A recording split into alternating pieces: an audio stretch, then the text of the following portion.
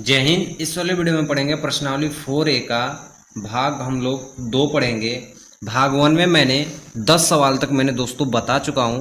इसके बाद में 11वें सवाल इस भाग 2 में मैं बताना स्टार्ट करता हूं। ठीक है, यदि आप लोग को भाग 1 देखने में कोई भी दिक्कत हुई हो तो मैं उसका लिंक इसी वीडियो के कमेंट बॉक्स में मैं डाल दे रहा हूँ। कमेंट बॉक्स में जाओगे उसका भाग 1 का लिंक आपको दोस्तों मिल जाएगा। तो चलिए हम लोग क्वेश्चन नंबर 11 को स्टार्ट करते हैं। ठीक है, देखिए क्वेश्चन नंबर 11 आपके मोबाइल पे दिख रहा होगा। दिया है इसमें कि यदि a की वैल्यू आपको दे दिया है तो दिखाइए कि 2a मतलब ऐसे दे दिया है 2a इक्वल टू 4 बाहर में a है, मतलब मॉड में 2a इक्वल टू 4 फिर मॉड a, मतलब इसमें दोनों में फ़र्क है। मैं इसको सबसे पहले लेफ्ट हैंड साइड मान लेता हूँ, इस वाले वैल्यू को मैं राइट हैंड साइड मान लेता हूँ। देखो इसमें क्या है कि मोड में 2a है, इधर मोड में हल करने के बाद 4 है। ठीक है, हम लोग हल करना स्टार्ट करते हैं। देखिए मैं लेफ्ट हैंड साइड को हल कर रहा हूँ। 2a की वैल्यू जो क्वेश्चन में दिया है वही मैं रख रहा हूँ। मोड में 2 यहाँ पे लिख दे रहा हूँ। a की वैल्यू जो भी है मतलब 2 में a का गुणा होगा। a की वैल्यू क्या है हमारे पास 1 2 4 2, यानी कि 2 का a में गुणा होगा तब जाके मोड लगेगा। मतलब 2 एक कम 2, 2 दूना के 4, 2 चौके 8, 2 दूना के 4। ऐसे करने के बाद अब यहाँ पे मोड लगेगा तो 4 दूना के 8, 8 चौके 32 हो गया ना दोस्तों। अब 32 में से 8 को घटाएंगे तो हमारा आएगा -24। ठीक है, अब हम दोस्तों हल करते हैं राइट हैंड साइड की वैल्यू को। राइट हैंड साइड 4 मोड में a दिया है, मतलब 4 तो हमारा बाहर रहेगा। ये देखो 2 का मैं गुणा किया हूं अंदर ही है, 4 हमारा बाहर होगा, मोड a पहले हल होगा। तो मोड a की वैल्यू हम लिख देते हैं 1 2 4 2। ठीक है, अब देखिए 4 को मैं वैसे ही रखूंगा, 2 एक कम इसको मैं हल कर रहा हूं। ठीक है, 2 एक कम 2 -4 दूना के 8। ठीक है, अब देखो 4 बचा, 2 में से 8 गया तो कितना होगा -6, 4 छक 24 -24। तो आपको देखने को मिल रहा होगा कि left hand side equal to right hand side. तो हम लिख देंगे left hand side equal to right hand side. Proved या इति सिद्धम। ठीक है, ओके ठीक। चलिए क्वेश्चन नंबर 12 की ओर चलते हैं।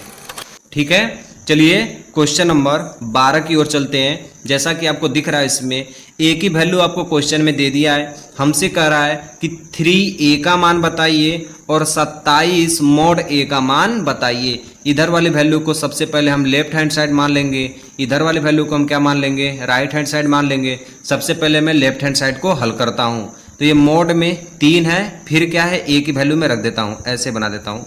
ठीक है, 3 का a में क्या करना है गुणा करना है। a की वैल्यू क्या है 1 0 1 0 1 2, फिर उसके बाद 0 0 4। ऐसे ये मोड में है, 3 बाहर है दोस्तों। इसमें 3 में a का गुणा कर दूंगा, गुणा करूंगा तो हमारे पास क्या होगा 3 एक कम 3, 3 सुनाई 0, 3 एक कम 3, फिर उसके बाद क्या होगा 3 सुनाई 0, 3 एक कम 3, 3 दूना के 6, फिर ये 0 0, 3 चौके 12। हमारा किस में आ गया मोड में आ गया। इसको कैसे हल किया जाता है दोस्तों, देखो कैसे हल करता हूं मैं। इसको इस तरह मैं मान लेता हूं, इसको प्लस, इसको माइनस, इसको प्लस। इसको प्लस मानूंगा तो मतलब +3 होगा, ब्रैकेट बना दूंगा। इसके पंक्ति और स्तंभ को नहीं लिखूंगा, मतलब 12 तिहाई 36 -6 सुनाई 0। ठीक है, माइनस का 0 लिखूंगा। 0 में किसी भी संख्या का गुणा करूंगा वो मान क्या आएगा 0 ही आएगा। फिर प्लस का 0 लिखूंगा यहाँ पे, तो इसका भी संख्या में जितना भी गुणा करूंगा सारा मान हमारा क्या आ जाएगा 0 ही आएगा। उसके बाद देखो दोस्तों क्या होगा हमारा, अब देखो 36 में 3 का गुणा कर दें, 3 छक 18, हाथ में लगा 1, 3 तिली के 9, 9 1 10। तो हमारी जो लेफ्ट हैंड साइड की वैल्यू आई वो कितनी आई 108 आई। अब हम जो हल करने जा रहे हैं वो राइट हैंड साइड को हल करने जा रहे हैं। देखो दोस्तों 27 है, a की वैल्यू में रख दे रहा हूं जो क्वेश्चन में हमारे दिया है 1 0 1 0 1 2, फिर उसके बाद है 0 0 4। ठीक है, हल कर दूं। देखो इसको मैं मान लेता हूं प्लस, इसको मैं माइनस, इसको मैं प्लस मान लेता हूं। तो 27 को मैं बाहर लिख रहा हूं। ठीक है, अब देखो यहाँ पे बड़ा ब्रैकेट बना दे रहा हूँ, प्लस का बस 1 लिख रहा हूँ, ठीक है। प्लस का 1 लिखूंगा तो इसका पंक्ति और इसका स्तंभ दोनों नहीं लिखना होगा। तो 4 एक कम 4 माइनस 2 सुनाई 0, ठीक है। अब क्या होगा 27 बड़ा ब्रैकेट, 4 में 1 का गुणा करोगे तो क्या आएगा 4। अब 27 में 4 का गुणा कर दूंगा, 4 सत्ते 28, हाथ में लगा 2, 4 दूना के 8, 8 2 10। आपको दिख रहा है दोस्तों, दिख रहा है ना। राइट हैंड साइड इधर क्या है हमारा left hand side, left hand side equal to right hand side. एकदम आसानी से आ गई दोस्तों ना, एकदम आसानी से आएगी दोस्तों। बस एक प्यारा सा कमेंट कर देना मेरे भाई इसी वाले वीडियो में। चलिए क्वेश्चन नंबर 13 की ओर चलते हैं। देखिए क्वेश्चन नंबर 13 थोड़ा सा अलग है दोस्तों, एकदम आसानी से बताऊंगा, वो एकदम आसानी से आ जाएगा। मैं इसको 13 नंबर की क्वेश्चन को लिख दे रहा हूं। 13 16 19 14 17 20 15 18 21 इक्वल टू 0। देखो दोस्तों ये चीज होता है, सारणी का एक नियम होता है कि किसी भी पंक्ति का 2 ठो कॉलम मतलब 2 ठो स्तंभ या 2 ठो पंक्ति, उसको अगर मैं 0 0 0 0 ये सब ला देता हूँ ना, तो उस पंक्ति का टोटल का मान क्या हो जाता है 0 हो जाता है। और यही हमको इसमें क्या करना है, हल करना है कि left hand side equal to right hand side का मान कितना लाना है 0 लाऊंगा। कैसे लाऊंगा ध्यान से देखना दोस्तों, एकदम आसानी से आ जाएगा। इसको हम लोग कहते हैं C1, इसको हम लोग कहते हैं C2, इसको हम लोग कहते हैं C3, इस बेचारों को R1, इस बेचारों को R2, इसको R3 कहते हैं। हम इसमें एक संक्रिया लगाएंगे। C2 में क्या करेंगे कि C3 में C2 को घटा देंगे, मतलब जो C2 का मान बदलेंगे वो C3 में से इसको घटा देंगे। उसके बाद एक और इसमें संक्रिया लगाएंगे, C3 का मान चेंज करेंगे और इसमें करेंगे C3 में से C2 को घटा देंगे, मतलब C2 और C3 का मान हम लोग बदल रहे हैं। कैसे ध्यान से देखना, नेक्स्ट स्टेप में पूरा एकदम क्लियर हो जाएगा दोस्तों। देखो C2 का मान बदल रहे हैं, C3 में से C2 को घटा रहे हैं, C3 में से C2 घटा रहे हैं, तो 19 में से 13 को घटाएंगे तो यहाँ पे क्या बचेगा 3 बचेगा। अब देखो 20 में से 14 को घटाएंगे तो यहाँ पे क्या बचेगा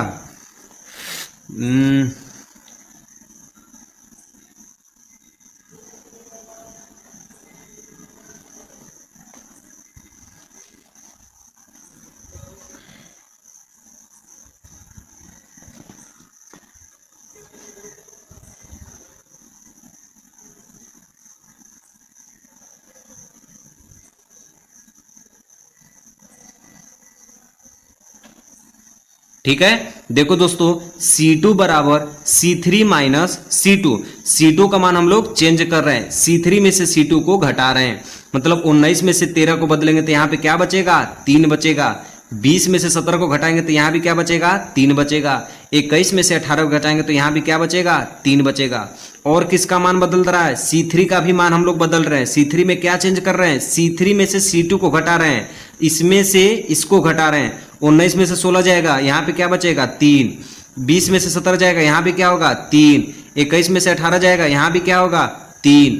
आ रहा है दोस्तों ना, एकदम आसानी है। अब देखो C1 का मान चेंज नहीं किए हैं, वह मान मैं वैसे ही लिख देता हूं। और मैंने आपको बताया है दोस्तों कि कोई भी 2 पंक्ति या 2 स्तंभ में मान अगर समान रहता है तो उसका हल क्या होता है 0 होता है। अतः हम लिख देंगे कि 2 स्तंभ, इसके क्या है 2 स्तंभ समान है, अर्थात अव्यूह का मान क्या होगा 0 होगा। अव्यूह का मान क्या होगा 0 होगा। एकदम क्लियर है दोस्तों, आ गया ना हमारा मान। जब ये मान 0 हो गया, लेफ्ट हैंड साइड का मान और राइट हैंड साइड का मान पहले से ही 0 दिया है, तो ये हमारा हल हो गया।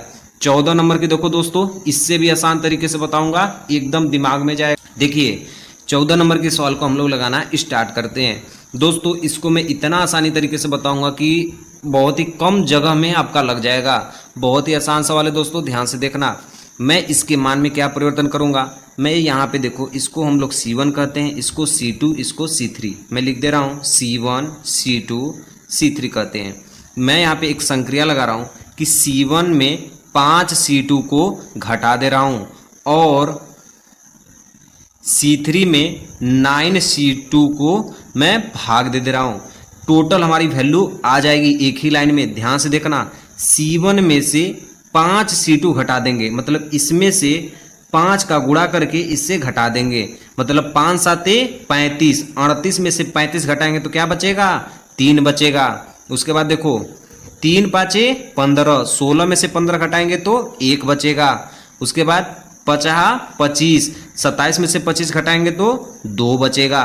बाकी यह वाला मान उसी तरह लिख देते हैं 7 3 5।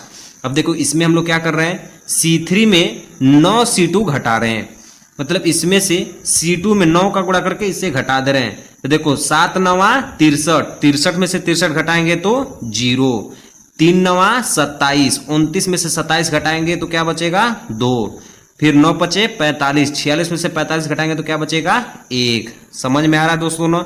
यही हमको बस लेफ्ट इधर की वैल्यू को क्या करना है, 0 लाना है। अब ये जो वैल्यू हमारी निकली है, ये किस चीज़ की वैल्यू निकली है, C2 की वैल्यू निकली है। ठीक है, इसके बाद हम एक संक्रिया लगाएंगे। ठीक,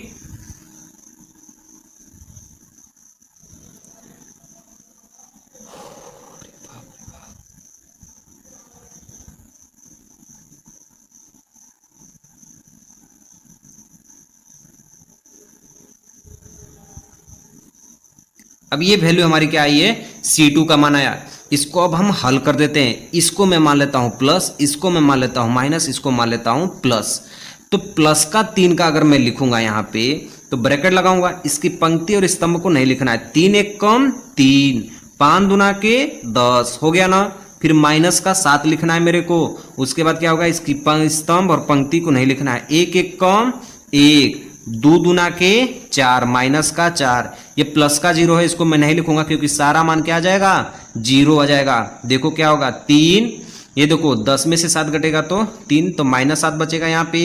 उसके बाद ये -7, -4 में से घटेगा तो -3। ठीक है, 3 साते -21, ये माइनस माइनस प्लस, 7 तिली के 21, ये दोनों कट के कितना माना जाएगा, 0, जो कि हमारी क्या वैल्यू है, लेफ्ट हैंड साइड की वैल्यू है। आपको दिख रहा होगा left hand side equal to right hand side. हमारी वैल्यू मैंने ला दी ना दोस्तों, एकदम आसान तरीके से। ठीक है, ओके, चलिए क्वेश्चन नंबर 15 की ओर चलते हैं। ठीक है, ठीक है, देखिए 15 नंबर के क्वेश्चन हमको क्या दिया है, ए की वैल्यू हमको दे दिया है, पूछ रहा है तो मॉड ए का मान ज्ञात कीजिए। माइनस प्लस से दोस्तों घबराना नहीं है, एक ही बार बताऊंगा। पूरा इस टाइप का सवाल जितना भी आएगा दोस्तों आप उसको आसानी से हल कर दोगे। देखिए सबसे पहले मैं इसको प्लस मानता हूं, इसको माइनस मानता हूं, इसको क्या मानता हूं, प्लस। ये जो प्लस माइनस प्लस है ना, इसको आप इधर भी मान सकते हैं, इधर भी मान सकते हैं, इधर भी मान सकते हैं। जहां आपका मन करे उधर से मान देना दोस्तों, आंसर वही आएगा। देखो हल कर रहा हूं, प्लस का मैं 1 लिख रहा हूं तो इसको ब्रैकेट बना लूंगा, इसकी स्तंभ पंक्ति और स्तंभ को नहीं लिखूंगा। -9 एक कम -9, एक माइनस अपने से लगाएंगे, 4 तिहाई 12, तो ये -12 ऐसे हो जाएगा। एक एक सवाल को स्टेप से बता रहा हूं दोस्तों। ये माइनस का मान लिखूंगा, ठीक है, ब्रैकेट, इसकी पंक्ति स्तंभ को नहीं लिखूंगा, 9 दूना के 18, फिर देखो एक माइनस अपने से लिखूंगा, 3 पाँचे 15, -15 ये अलग से आ जाएगा। ठीक है, उसके बाद देखो प्लस माइनस, ये प्लस का गुणा माइनस में होगा तो -2 हो जाएगा। फिर ब्रैकेट बनाऊंगा, इसकी पंक्ति स्तंभ को नहीं लिखूंगा, 4 दूना के 8, -5 एक कम 5। ठीक है, क्लियर एकदम। अब मैं इसको हल कर लेता हूँ, एक स्टेप लंबा जाएगा। ये क्या होगा, -9 प्लस 12, ठीक है, ये -1, ये होगा -18, माइनस माइनस प्लस 15, ये -2, 8 में से 5 गया तो 3, हल कर दूंगा। -12 में से 9 हो जाएगा तो 3, 3 एक कम 3, ये देखो -18 में से 15 जाएगा तो -3, -3 का गुणा -1 में होगा तो प्लस का 3। ठीक है, अब देखो 3 दूना के 6, इसका क्या हो जाएगा -6, 3 3 6, और 6 में से 6 को घटाएंगे तो क्या माना जाएगा, 0। अर्थात मैं कह सकता हूं कि 15 नंबर का जो आंसर आएगा वो क्या आएगा, 0 आएगा। आ रहा है दोस्तों आसान से ना? कोई भी दिक्कत होगा दोस्तों एक कमेंट में प्यारा सा कमेंट कर देना, पूरी तरीके से बताने की कोशिश करूंगा। चैनल पर नए हो सब्सक्राइब कर लेना, बहुत भाई को खुशी मिलेगी। चलिए क्वेश्चन नंबर 16 की ओर चलते हैं।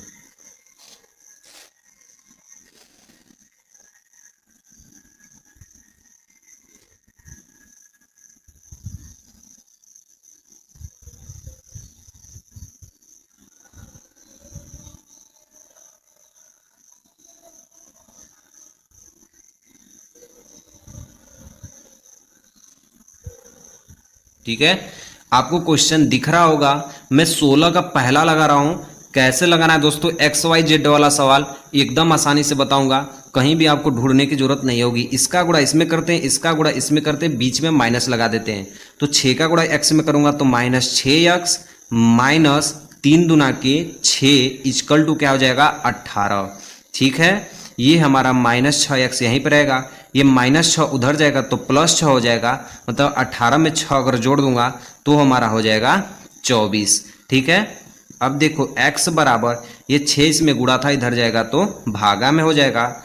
ऐसे में इसको काट दूंगा तो x बराबर 6 चौके 24 और x की वैल्यू हमारी क्या आएगी -4 आएगा।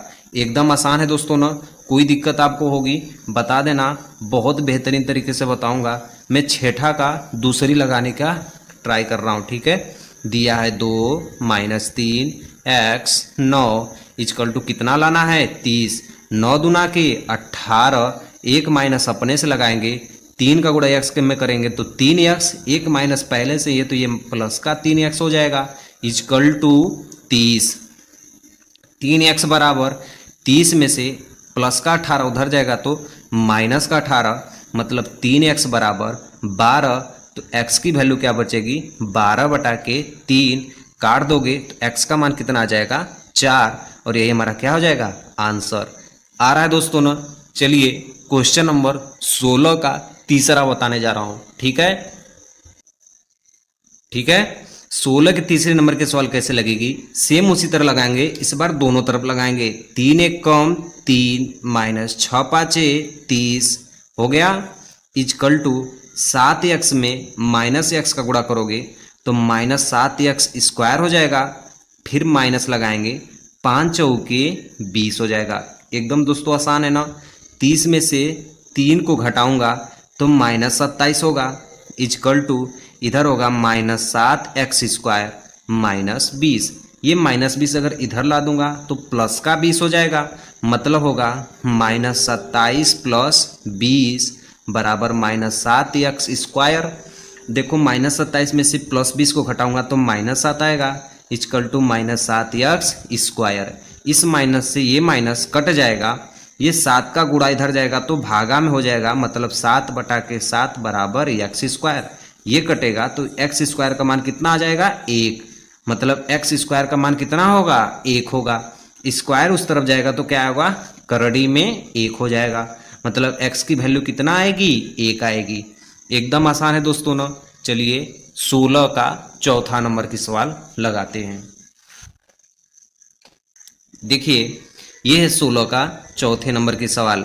6 1 कम 6, 4 दूना के 8, ऐसे में कर दूंगा, 4 का गुणा x में होगा तो 4x माइनस 3x का गुणा 2 में होगा तो 2 तिहाई 6x। ठीक है, अब ये होगा 6 में से 8 जाएगा तो -2 इक्वल टू 4x में से 6x घटेगा तो -2x। इस माइनस से ये माइनस कट जाएगा, 2 का इधर गुणा है 2 का इधर भागा होगा तो 2 से 2 भागा चल जाएगा तो x की वैल्यू कितना आ जाएगी 1 आ जाएगी। आसान है ना दोस्तों। ठीक है, मैं चलता हूँ पांचवें क्वेश्चन की तरफ 16 का।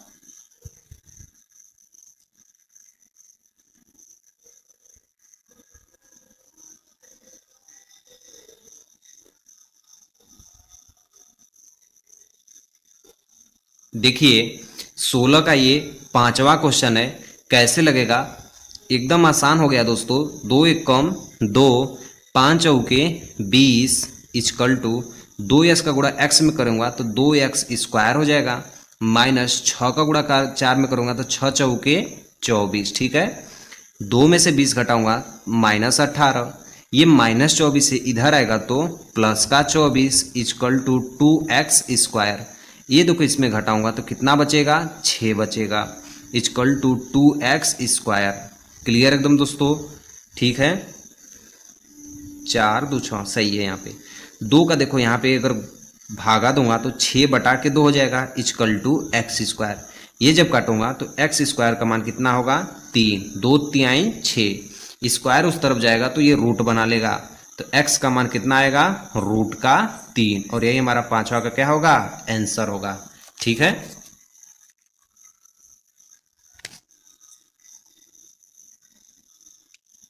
अब देखो दोस्तों मैं 16 नंबर की सबसे लास्ट सवाल बता रहा हूँ जो कि छठा नंबर का है। एकदम आसान से बताऊंगा, 2 मिनट में हल हो जाएगा। 5 दूना के 10, 4 तिहाई 12। क्लियर। देखो 5 का गुणा एक्स में होगा तो 5x, 2x का गुणा 3 में होगा तो -6x। ठीक है, इसको इसमें घटाऊंगा तो -2 इजकल टू 5x में से 6x घटाऊंगा तो माइनस का x। x इससे माइनस से माइनस कट गया तो x की वैल्यू कितना आ गया 2, और ये हमारे क्या होगी दोस्तों, आंसर होगी। ठीक है, आशा करता हूँ आपको ये वीडियो बहुत ज़्यादा पसंद आई होगी, इसलिए एक प्यारा सा कमेंट कर देना। ठीक है, ओके बाय।